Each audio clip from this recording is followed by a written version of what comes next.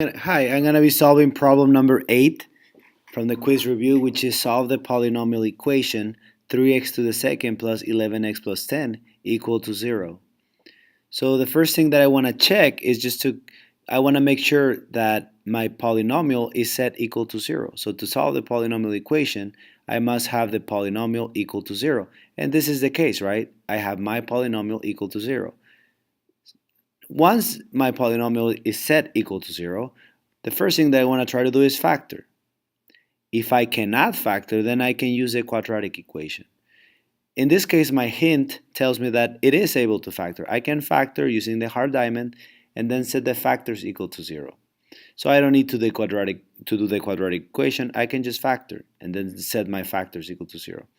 So to factor using the hard diamond, I'm going to set my diamond and I'm going to have a times c here and then b down here. Now what are my a, b, and c? Well, a is the coefficient of x to the second, which is 3.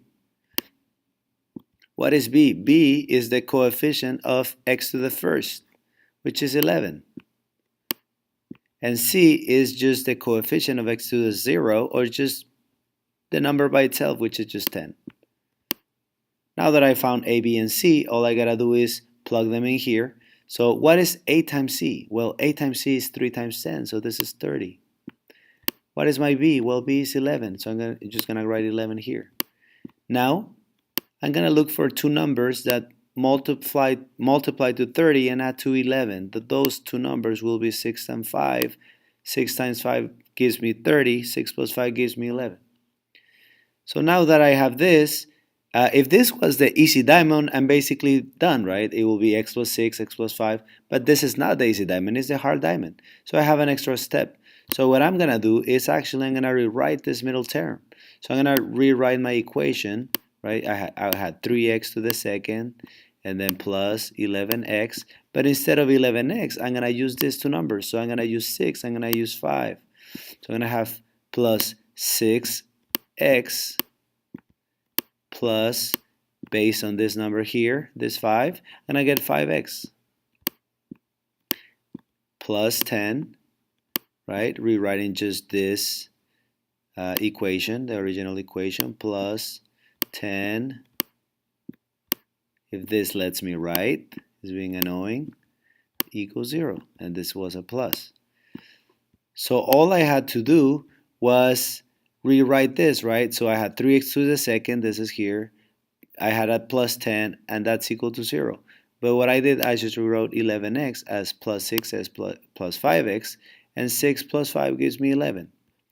Next, I'm going to factor by grouping. So out of these two numbers, 3x to the second and 6x, I can factor out a 3x.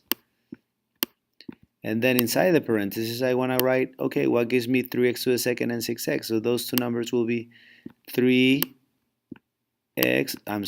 that would be x plus 2,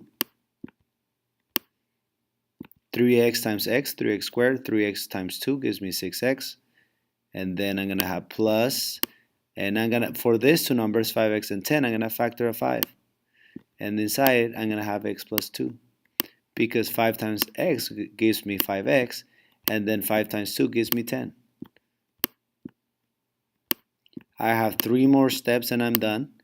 Now I have this common factor, so I'm going to pull it out or factor it out. So I'm going to have x plus 2. And what am I going to write in the second parenthesis? Well, I'm going to write whatever is not inside x plus 2 or inside this parenthesis. So I'm going to have 3x plus 5. So 3x plus 5. And that's equal to 0. And now I'm going to use something called a zero product property, right? If this is 0, the whole thing is 0. So that's going to be the solution to my equation. If this parenthesis in here, if this is 0, then the whole 0 times anything will give me 0. So that's how I solve the solution. So basically, I'm going to set my factors equal to 0, right? So I'm going to set my first factor, which is x plus 2. This is my first factor, right? X plus 2 equal to 0. And that will be my first, and I'm going to solve, and That's my first solution. So I'm going to get x equals negative 2, right? If I subtract 2 from both sides. So I set my factor equal to 0 and I get negative 2. That's my first solution. Now I'm going to set my second factor equal to 0. So this is my second factor, right? So 3x plus 5 plus 5 equals to 0. If I solve the equation by subtracting 5 from both sides and then divide it by 3, I'm going to get that my answer will be negative 5 over 3. Negative 5 over 3. So my solutions are, I'm sorry about that, it's going to be negative 2 and negative 5 over 3. So those are my first solutions. Now, quick review. I'm sorry about that again. Sorry. So I'm going to circle it. Okay, so this is my solution. Okay, that's my solution. So quick review. I made sure my polynomial is set equal to 0. I can factor, so I don't need to use a quadratic equation. I use the hard diamond to factor this.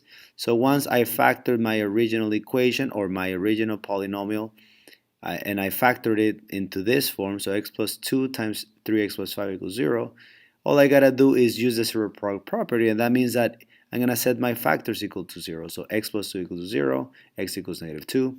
If I set my second factor, which is 3x plus 5 equals 0, I get x equals negative 5 over 3. So my two solutions are x equals negative 2 and x equals negative 5 over 3. Essentially, if I input x equals negative 2 in here, this becomes 0. 0 times anything equals 0. So that's my first solution. If the x equals negative 5 over 3, this second factor will be 0. So 0 times anything is 0. So essentially, my solutions are these two.